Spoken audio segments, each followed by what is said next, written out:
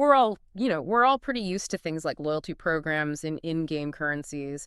But what if those points, those digital points, were actually fractions of Bitcoin? Right. Imagine earning real verifiable crypto just for playing a game on your phone during your lunch break. That's the promise we're really unpacking today. And it's such a low-friction way to get into crypto, isn't it? I mean, Right. we've done a really deep dive into the source material on this mobile app. It's called Ember Play Games.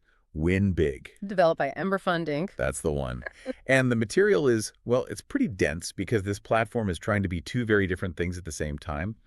It's a game, but it's also a financial service. And that's our mission for this deep dive, right? To slice right through that dual identity. We want to understand the nuts and bolts of how you earn, how users are accumulating Satoshi. Or sats. Exactly, sats. But the real question, the one we're really digging into, is the business model. How does a company actually fund these crypto rewards? We need to see the whole loop. Well, that dual identity, it's obvious from the get-go. I mean, you look at how the app is categorized in the App Store. Okay. The user is spending all their time in what feels like a gaming environment, but the app itself is actually listed as a finance app. It's almost like a bank account disguised as an arcade. And that framing is so critical because it really sets the expectation. You're not just chasing high scores or, I don't know, virtual gems. Yeah. You are accumulating real digital assets. Our research shows this app is basically a gateway to Web3, the decentralized web, for someone who isn't, super technical. Exactly. It just leverages the familiarity of these free-to-play mobile games to introduce people to these bigger decentralized concepts. Yeah. You're earning sats, which maybe we should clarify. Yeah, probably a good idea. Sats is short for Satoshi. It's the smallest possible unit of a Bitcoin. Think of it like cents to a dollar. It takes 100 million sats to equal 1 Bitcoin. The psychological pull of that is huge. You're earning a tiny piece of the most famous crypto in the world, not some, made-up company token that could be worthless tomorrow. It completely reframes your screen time as a potential investment, even if it's a tiny one. And the main attraction, the thing that gets people to open the app every day, is just a variety of simple, free-to-play games. Okay, what kind of games are we talking about here? The sources are pretty clear on this. It's simple stuff, high-frequency games like mines, dice, towers. There's a spinner game. Those games of chance, mostly? Mostly, yeah. Things you can play in really short bursts. And the goal is always the same, super straightforward, top leaderboard, win big.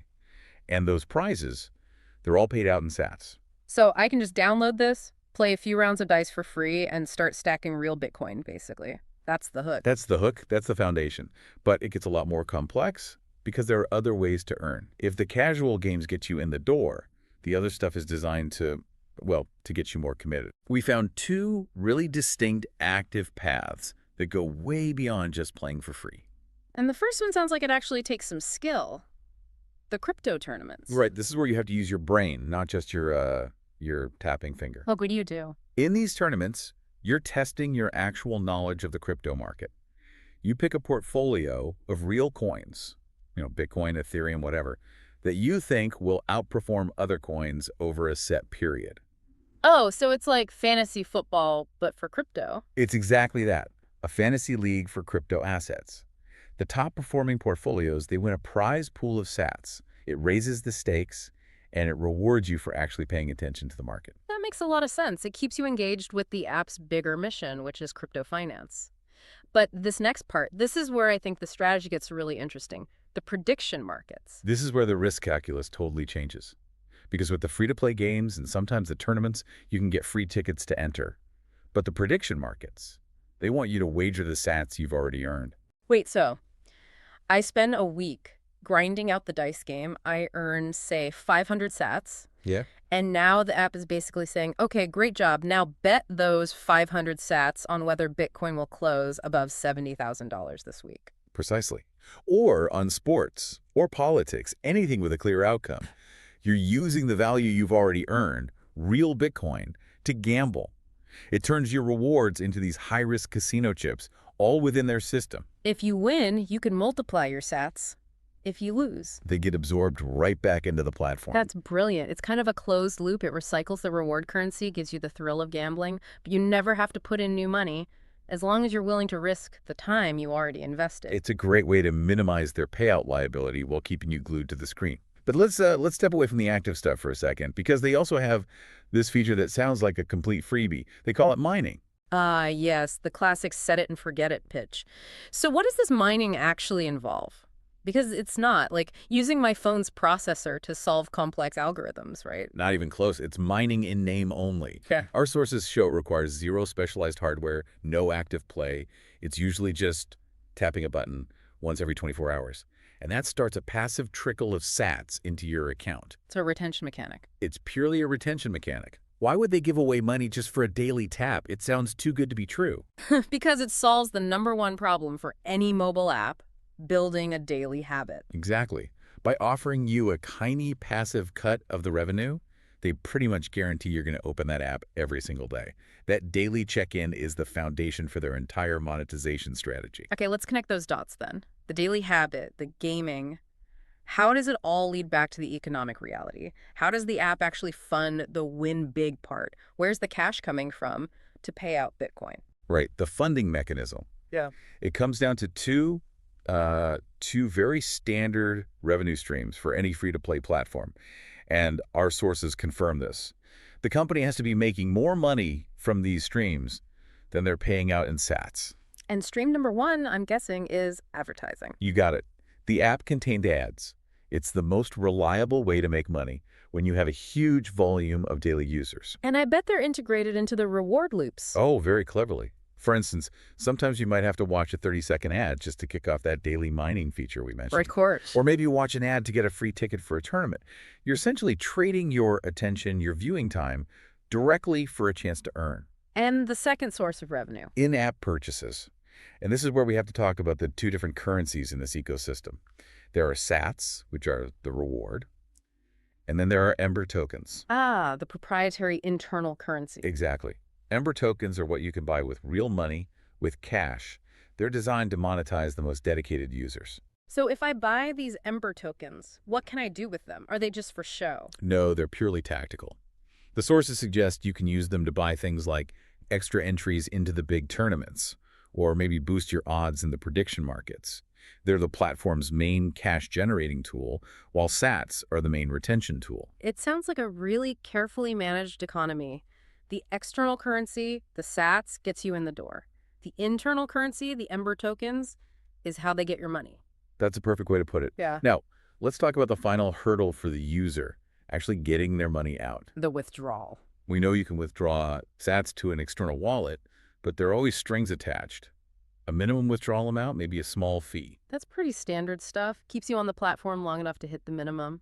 But you mentioned something earlier. The most revealing detail about the whole strategy has to do with those passively earned sats. This is the absolute core of the model. This is it. You open the app every day, you tap the button, you see your passive sats balance go up. But, and this is a huge but, according to user feedback and our sources, those passively earned sats might not be immediately cashable. Hold on. You mean the Bitcoin I earn from my daily tap isn't actually mine to withdraw? That sounds like a bait and switch. It's a structural requirement. It's designed for maximum revenue capture. To get those passive sats to a cashable status, you often have to risk them in the active games. So in the mines, the dice, the prediction markets. Yes. The system forces the user who is drawn in by the promise of free money to then go and engage with the ad-supported, token-boosted, high-risk parts of the app. So the passive earning isn't really a payout. It's more like an entry voucher, a voucher that requires you to go gamble with it before it becomes real. That's exactly it. If I earn 1,000 passive sats, then I have to go wager them, and I lose 800 just to make the last 200 cashable. Well, the platform just recycled most of its payout and got a ton of engagement from me. And that's precisely what the structure implies. The passive feature is a time-gated trigger that pushes you constantly to interact with the parts of the app that make the money, whether that's watching more ads or maybe eventually buying Ember tokens to try and win your sats back. Wow, that structural design is, I think, the most critical takeaway from this entire deep dive. But we're talking about real assets here, so we have to touch on trust. Security. Absolutely, you have to. Security claims are everything when you're asking users to store funds in an app. Our research pointed to two main trust features they lean on. Okay, let's start with the non-custodial part. What does that actually mean for me as a user? Non-custodial basically means the platform itself doesn't store your private keys.